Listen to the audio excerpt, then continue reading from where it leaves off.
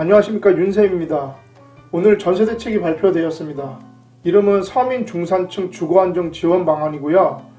2022년까지는 11만 4천호를 공급한다고 합니다. 그리고 2021년 상반기까지는 전세형 주택을 전국에 4만 9천호, 수도권에 2만 4천호를 집중 공급한다고 합니다. 그리고 빠르면 올해 12월 말에 입주자를 모집하고요. 내년 2월에 입주한다고 합니다. 구독과 좋아요는 제가 여러분들한테 지속적으로 더 좋은 정보를 만드는데 큰 힘이 됩니다. 감사합니다. 그래서 오늘 제가 말씀드릴 거는 서민 중산층 주거안정 지원 방안인데요. 대부분 그 국토교통부 자료를 인용했습니다.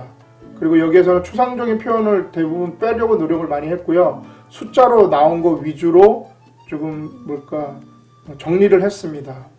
그러나 이제 좀 말이 안 통할 것 같거나 그런 거는 추상적이더라도 좀 안에 넣어놨고요. 맨 뒤에 보시면 추진 일정이 나와 있으니까 관심 있으신 분들은 꼭 시청해 주시기 바랍니다.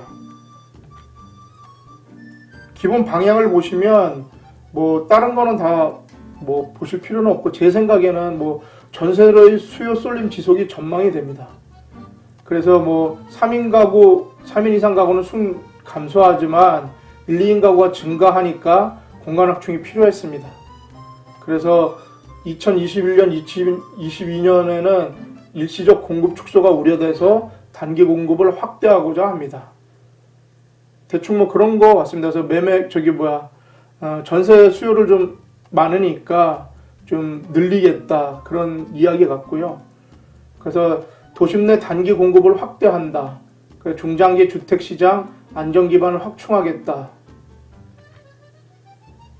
그리고 질 좋은 평생주택을 공급하겠다. 임차인 부담 완화 및 보호 강화를 하겠다. 이게 기본적인 방향입니다.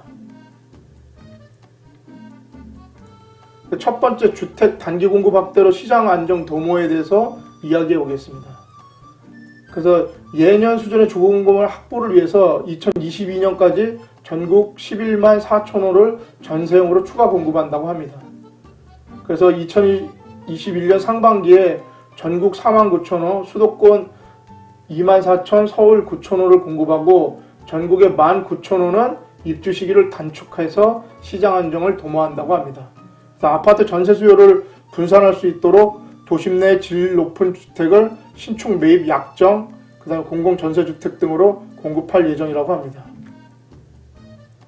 그래서 대책 총괄 공급표를 한번 보시면요. 전국, 수도권, 서울입니다. 그래서 전세형 공공임대 공급이 총 11만 4,100 정도 가구고요. 여기 보시면 공공임대 공실 활용이 3만 9,100, 공공전세주택이 18,000, 신축 매입 확정이 4만 4천, 비주택 공실 리모델링이 13,000. 그래서 11만 4,100이라고 합니다. 그리고 전국을 보시면 2021년 상반기, 하반기 2022년, 수도권, 서울 이렇게 나와 있습니다. 그래서 전국으로 보시면 2021년 상반기에 4만 9,100가구, 그 다음에 하반기에 2만 6천 가구, 22년에 3만 9천 가구가 공급이 되고요. 수도권을 보시면 총 7만 1,400가구라고 합니다. 그래서 2만 4,200가구 상반기에 내년 하반기에 18,600가구, 그 다음 22년에 28,600가구입니다. 서울 같은 경우에는 35,300가구고요. 내년 상반기에 8,900가구, 하반기에 1,700가구, 22년에 15,700가구입니다. 그래서 총 11만 4,100가구이고요. 그 다음에 수도권과 서울이 꽤 많이 배정이 되어 있습니다. 다음에 중장기 공급 기반 확대로 미래 수요 대비에 대해서 알아보겠습니다. 여기서도 보시면 LH 사업 승인은 미착용 물량을 조기 착공한다고 하는데요. 원래 당초에 이렇게 하기로 했다가 변경돼서 더 늘린 거라고 보입니다. 그래서 보시면 증감이 올해 12월까지 해서 5,734가구를 늘리고요. 그래서 내년 상반기에는 3,463가구, 그 다음에 4,557가구 이런 식으로 증가를 하게 됩니다. 수도권 같은 경우에도 증감이 1,446가구고요. 이렇게 해서 하반기에는 2,700가구 이렇게 증가하게 되는 것이죠. 이 문장 한번 참고 삼아 보시고요. 현행 서울시 내 사업대상 공공참여형 가로주택 정비사업 공모를 했다가 개선돼서는 내년부터 사업대상을 서울시에서 전국으로 확대한다고 합니다. 뭐냐? 공공참여형 가로주택 정비사업 확대입니다. 자세한 내용은 담지 않았습니다. 다음에 질 좋은 평생주택에 대해서 보겠습니다. 그래서 뭐 이거는 뭐 OECD 평균 달성 이런 거는 보시고요. 그냥 2025년까지 중형임대 63,000호 출발점으로 지속 확대를 모색해서 연 2,000호를 포함해서 계속 지속적으로 늘린다고 합니다. 그래서 기존 주택 유형 통합은 선도 사업을 거쳐 23년 본격 적용을 하고요. 공공임대를 주거 공간 제공에 머물지 않고 아이돌봄, 고령자 케어 등 사회 서비스가 결합된 주거 플랫폼으로 재탄생시킨다고 합니다. 다음에 임차인 부담 완화 및 보호 강화를 한번 살펴보겠습니다. 월세를 전세형 전환을 지원하는데요. 공공지원 민간임대 전세 공급 유도입니다. 그래서 현행은 민간지원임대는 사업자의 현금으로 확보를 해서 대부분 임대보증금 비율이 전세 완성가 대비 70% 이하 수준이라고 합니다. 개선은 2021년 내 입주자 모집 사업장에 전세형 공급을 유도한다고 합니다. 그래서 입주자 모집 사업장이 전국 9,408개고 수도권이 8,080, 서울이 2,049입니다. 오피스텔 전세 공급 유도입니다. 현행은 민간 오피스텔 건설 사업자가 주로 고금리 PF 대출 등을 통해서 자금 조달 중이기 때문에 월세를 당연히 선호합니다. 그러나 개선하면 건설 중에는 오피스텔 사업자의 전세형 공급 유인을 위해서 절이 1.5%, 기금대출 대안 지원, 공공택지 공급부대 등을 추진한다고 합니다. 그러면 아무래도 전세형으로 지어질 가능성이 있겠죠. 한계 임차인 지원입니다. 임대보증금 보증 개선인데요. 모든 등록 임대사업자의 임대보증금 보증 가입 의무가 부과가 됐습니다. 그래서 임차인 보증금 보호는 강화되었는데요. 다만 일부 임대인이 높은 보증료율, 감정평가 비용 부담으로 가입 의무 회피 시 임차인의 보증금이 사고 위험에 노출되어 있습니다.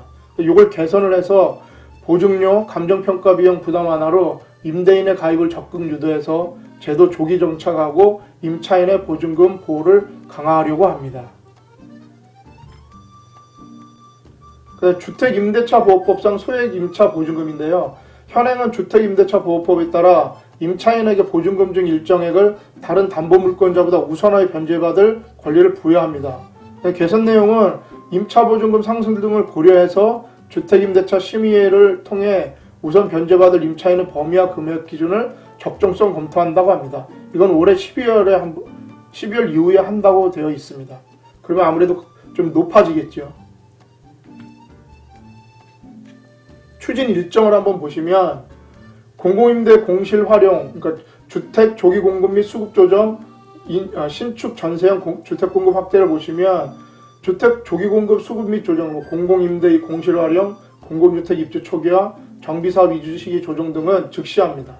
그리고 신축 전세형 주택 공급 확대는 공공전세 주택 신규 도입, 공공매입 임대주택 공급 확대 품질 향상, 이렇게 3, 4 요건 다 내년 1월부터 시작이 되고요. 수도권 사전 청약 확대는 2022년 이렇게 전으로 돼 있는 거 보니까 그 전에 할 것 같습니다. 중장기 공급 기반 확대로 미래 수요 대비를 위한 LH 사업 승인 후 미착용 물량 조기 착공은 즉시, 공공참여형 가로주택 정비 사업 확대 즉시, 택지지구 추가 발굴 추진도 즉시합니다. 그리고 공공지원 민간임대 공급 활성화는 내년 1월부터, 그리고 토지거래 허가구역 내 신탁을 통한 주택 공급 허용은 내년 1월부터입니다. 질 좋은 평생주택은 올해 12월, 그 다음에 2011년 상반기 이렇게 되어 있습니다. 임차인 부담 완화 및 보호 강화는 월세 전세형 전환 지원은 내년 1월부터 시작이 되고요. 한계 임차인 지원 같은 경우는 올해 12월부터 이렇게 된다고 되어 있습니다. 자, 오늘은 오늘 발표된 서민 중산층 주거안정 지원 방안에 대해서 살펴봤습니다. 관심 있으신 분들은 꼼꼼히 챙겨보시고요. 건강과 미소는 최고의 마케팅입니다. 항상 잃지 않으셨으면 좋겠습니다. 이 영상이 조금이나마 도움이 되셨다면 구독과 좋아요 부탁드리겠습니다. 감사합니다.